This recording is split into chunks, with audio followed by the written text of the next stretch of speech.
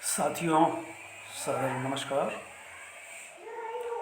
आज हम ऐसे गांव के बारे में जानेंगे जो न पहाड़ पर है न ज़मीन पर है, बल्कि बर्फ़ में दबा रहता है 9 महीने। रूस का सबसे ठंडा शहर याकुत्स्क। इस गांव के बारे में जान करके आप हैरान दंग रह जाएंगे कि यहाँ के लोग कैसे जीते होंगे। रूस का सबसे ठंडा शहर याकुत्स्क। हिम युग जिसे कहते हैं कि हिम युग भी रहा था धरती पर, जब बर्फ ही बर्फ थी। संभवतः उस वक्त से ये गांव जीवन यापन करता चला रहा है। यहाँ भी आदिवासी जनजीवन रह रहा है। आदिवासियों का नाम है साखा आदिवासी, जो लोमड़ी की खाल पहन करके जीवन गुजर बसर करते हैं। यहाँ स्कूली शिक्षा कैसे चलती है, सवाल उठ सकता है।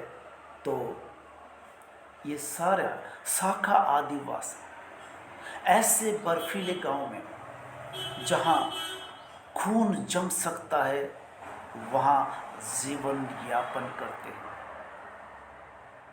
ये भास्कर में यूजीन इगोर की रिपोर्ट के आधार पर मैं बात करने जा रहा हूँ। आप देख रहे हैं साइबेरियाई याकुत्स्क गांव की वेशभूषा। मेरे बाईं तरफ 3 स्त्री पुरुष दिखाई दे रहे हैं। इन्होंने लोमड़ी के खाल के कपड़े पहन रखे। दूसरी तरफ आप देखेंगे तो ये इनके कपड़े हैं। ये कपड़े जो टंगे नहीं हैं बल्कि खड़े हुए हैं। आप ये कहेंगे कि कैसी बात हो रही है। कपड़े टांगे जाते हैं, कपड़े लटकाए जाते हैं सुखाने के लिए तार पर। यहाँ तार बांधने की ज़रूरत नहीं। कपड़े जैसे खड़े किए जाते हैं आदमी की तरह, वैसे ही खड़े हैं जैसा कि आपको दिखाई दे रहा है। वैसे भास्कर में अधिकांश पाठकों ने इसे पढ़ लिया होगा, फिर भी मैं इस पर स्पेसिफिक प्रेशराइज करते हुए इसलिए बात करना चाहता हूँ कि जिसमें हीरानंद वात्स्यायन अज्ञेय का शेखर एक जीवनी पढ़ा, अपने अपने अजनबी पढ़ा, खास करके अपने अपने अजनबी, जिसमें 2 महिला पात्र, एक युवती और एक वृद्ध महिला, किस तरह से बर्फ घर पर गिर जाने के बाद 6 महीने तक बंद होकर के रहती है। यहाँ तो 9 महीने तक बर्फ में ही रहना होता है। सूरज 1 आध घंटे के लिए दिखाई पड़ता है। तो आप हैरान रह जाएंगे, पैरों तले की ज़मीन खिसक जाएगी जब इन साखा आदिवासियों के जीवन के बारे में हम सुनेंगे। बर्फ में रहते, गांव नहीं छोड़ते। पिछली बार ऐसे ही गांव का जिक्र किया गया था। अब आप देखिए कि यह साखा आदिवासी जो अपने पुरखों के बताए या सुझाए या उन्होंने जो खोजबीन की हजारों वर्षों में, उसी जीवन पद्धति को अपनाते हुए ये जीवन जी रहे हैं याकुत्स्क गांव में। खून जमा देने वाली ठंडे से लड़ते नहीं हैं, ठंड से लड़ते नहीं हैं, ठंड में जीते हैं ये लोग। ये सीख इनको अपने पुरखों से मिलती है। जहाँ -35 से 60 डिग्री तक टेम्परेचर गिरता हो, बर्फीले तापक्रम में जीने के इनके 4 राज बताए गए हैं। क्या है वो 4 राज? इनका है पहनावा, जो ये पहनते हैं, जिनसे ये ठंड से बचते हैं, वो कैसा होगा इनका पहनावा।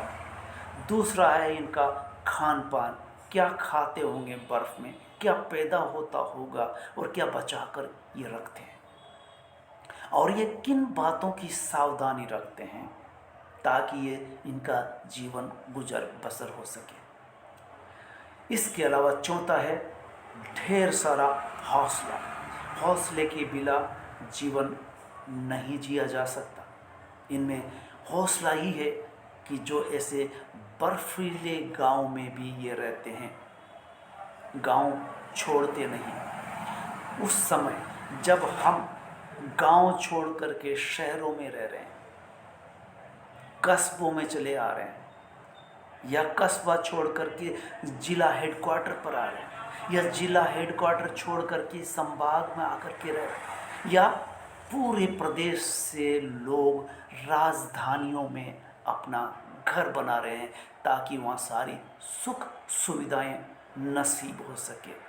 ऐसे अवसर होने के बावजूद ये याकुत्सुक गांव में साका आदिवासी क्यों कर बसे रहते हैं, तो इसके पीछे जीने के इनके 4 राज है: खाना पीना, कपड़ा और जीने का हौसला। और ये जो कुछ बरतते हैं सावधानियाँ, क्या होती है इनकी सावधानियाँ और कैसे पहनते हैं ये कपड़ा। दूसरा, इसी जगह पर इसी गांव में क्यों ठहरते हैं, तो एक राज निकल के आता है कि जितना सोना उत्पादन रूस में होता है, तीसरा स्थान याकुत्सुक गांव का है जिसके आसपास सोना निकलता है। और ये जो पहनते हैं कपड़े, इसके अलावा ये आभूषण भी पहनते हैं, लेकिन सोने के नहीं, चांदी के आभूषण पहनते हैं। कहते हैं कि इस विकट ठंडे माहौल में चांदी इनको सूट करती है, ठंड से बचाती है। और लोमड़ी की खाल, जिसकी खाल उतार करके ये कपड़ा पहनते हैं, इनका खास पहनावा है। इसके कीमत 15 लाख तक पहुंचती है। इस लोमड़ी की खाल से पहने हुए ये तीनों दिखाई दे रहे हैं, किस तरह से मोटे मोटे से दिखाई दे रहे हैं। 70 डिग्री तक भी अगर तापक्रम गिर जाए तो लोमड़ी की खाल इनका बचाव कर सकती है, इसलिए इनका खास पहनावा है लोमड़ी की खाल। ऐसे ठंड में ठिठुरते गांव में स्कूल कैसे चलता होगा, जनजीवन को अगर समझें, इनके सामाजिक रीति रिवाज को समझें, तो सबसे पहला आता है कि शिक्षा के बिना आदमी अंधेरे में रहता है। एक घने अंधेरे से प्रकाश की ओर आता है जब शिक्षा मिलती है। यानी शिक्षा वो किरण है जो घने अंधेरे को भी चीर देती है, उजाला फैला देती है दुनिया में।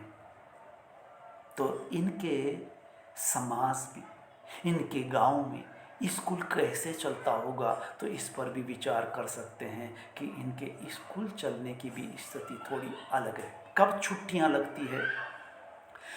हवा चलने से स्कूल का चलना तय होता है। अगर ही स्कूल बंद होगा या चलेगा, ये तय करेगी वहाँ चलने वाली हवा। अगर हवा रुकी हुई है तो स्कूल भी बंद हो जाएगा, और हवा चल रही है तो स्कूल भी चलेगा। अगर हवा चलती है तो स्कूल चालू रहेगा, अगर हवा बंद है तो स्कूल भी बंद हो जाएगा। ऐसा क्यों है?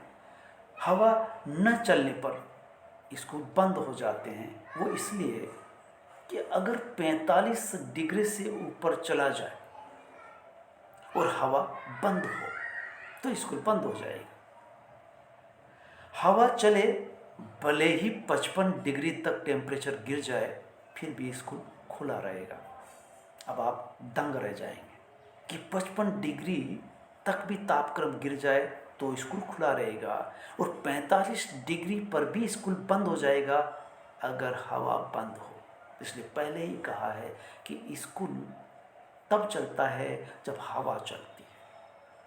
हवा के साथ संबंध हो जाता है स्कूल का, वहाँ का शिक्षक अच्छी तरह से जानता है कि हवा बंद होती है तब उनसे ठंड बर्दाश्त नहीं होती, यानी स्कूल बंद करना पड़ता है। पूरी सर्दियों में 1 घंटे के लिए सूरज दिखाई देता है, धूप निकलती है। इसी समय ये कपड़े सुखाते हैं और खुद भी उस धूप में अपने आप को सेंक लेते हैं। जिस तरह से हमें धूनी जला करके ठंड का सामना करते हैं, उस तरह से ये धूप में अपने आप को सेंकते हैं और कपड़े सुखाते हैं। और कपड़ों को लेकर के और भी मज़ेदार बात है कि खास करके जब सूरज निकलता है तो ये कपड़े सुखाते हैं और अपने को सेंकते हैं। गीले कपड़े टांगे लटकाए नहीं जाते, तो खड़े किए जाते हैं जैसे आदमी खड़ा हो। ये आप देख रहे हैं महिला का वस्त्र, बगल में दूसरा वस्त्र, किसी से टंगा हुआ नहीं है ये, बल्कि ये बर्फ से इतना जम गया है कि अपनी जगह पर खड़ा हो सकता है।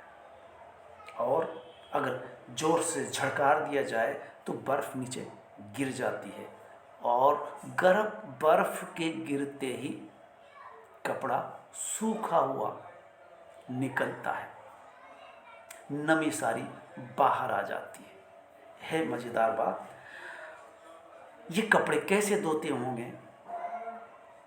जब बर्फ़ ही बर्फ़ हो, पानी गर्म किया जाता है, फिर ये उस गर्म पानी में कपड़े डालते हैं और डाल करके इनको धुलाई की जाती है। तत्पश्चात सुखाने के लिए जब तक ये जाते हैं तब तक वो पानी बर्फ़ में तब्दील हो जाता है। कपड़ा एकदम जैसे लोहे की चादर हो उस तरह से खड़ा हो जाता है और ज़ोर से झड़कारने पर सारी बर्फ़ नीचे आ जाती है। नीचे आते ही कपड़ा सूखा का सूखा रह जाता है। ये रोचक बात, ध्यान देने की बात, समझने की बात कि हम जो जीवन जीते हैं कितना विकट है साइबेरिया के इस गांव का, याकुत्सु गांव का, साखा आदिवासियों का जीवन। लेकिन मज़ेदार भी है कि वर्षों से यहाँ जी रहे हैं। जो पानी गर्म किया जाता है, गर्म करके पानी पी सकते हैं, अन्यथा और ये साल में 2-1 बार ही नहाते हैं।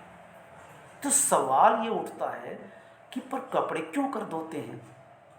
धूल वहाँ उड़ती नहीं, पसीना वहाँ आता नहीं, लगता है ये इनके संस्कार है,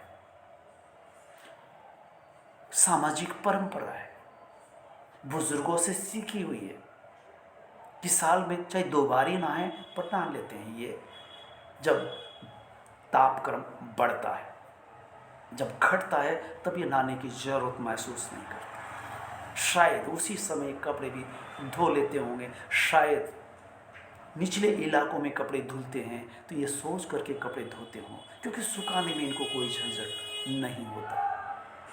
तो इस तरह से कपड़े धोना, सुखाना और कपड़े सुखाने में बर्फ़ का जमना और बर्फ़ को झड़कारना, झड़कारते ही कपड़े का सूखा हुआ होना कितना आश्चर्यजनक है। इनके कपड़ों में बर्फ़ की खुशबू आती है साहिब। हम यहाँ सेंट लगाते हैं अलग अलग तरह का, यहाँ सेंट की ज़रूरत नहीं है, बल्कि कपड़े झड़कारे और कपड़े में एक खुशबू, बर्फ़ की खुशबू जो वहीं आती है। बर्फ़ तो हमारे यहाँ भी जमा करके दी जाती है, लेकिन उसमें किसी तरह की कोई खुशबू नहीं होती। तो इस तरह से आप देख सकते हैं कि ये साइबेरिया का एक गांव याकुत्सु कितना विकट जीवन जीता है, लेकिन इनका हौसला है कि इनको जीने के लिए इनको ठंड से लड़ना नहीं पड़ता, बल्कि ठंड के साथ ये जीते हैं। गिरते हुए टेम्परेचर के साथ ये जी लेते हैं। लोमड़ी की खाल जो इनके लिए बहुत महंगी होती है। बाकी और भी बहुत सारे सवाल आते हैं कि ये पैदा क्या करते हैं, ये रोज़गार क्या करते हैं। और जैसा कि पिछली बार मैंने बात की थी कि वो लोमड़ी के खाल को पहनते हैं और उसी के मांस को प्रिजर्व करते हैं और उसी को खाते हैं। तो साथियों, ये कैसा लगा आप अपनी राय दे सकते हैं। धन्यवाद।